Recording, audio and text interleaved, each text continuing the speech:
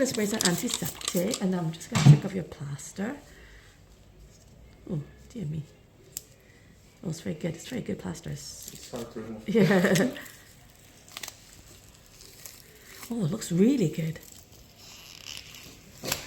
Very The plaster? Good. The plaster is great. So there's nothing on the actual kind of plaster, so it's not weeping or anything. It looks better than last time. We'll show you it next time. I'm just going to just apply, spray again, antiseptic.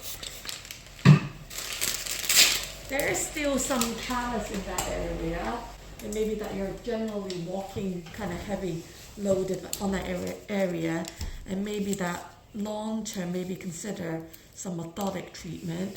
So what I'm going to do is just debride. So this gentleman has had a massive verruca. I think we probably still need to offload this. But it's come a really long way. So let's see what's going on in here. Well done.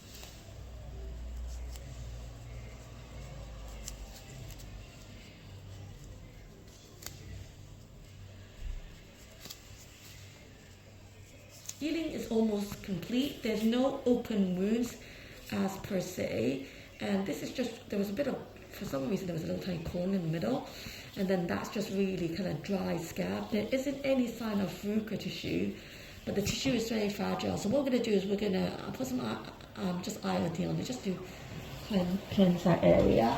Now we're going to refer him to biomechanics, because ultimately we can see that he's kind of loading on the forefoot. If you look at this foot, you can go on this foot, he's also got the same area where he's loading.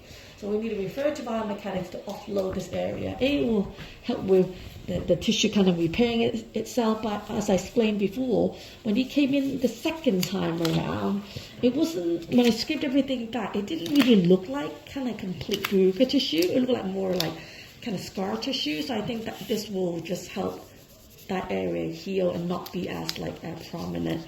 So I told him that he needs kind of like a pad over here just to offload it.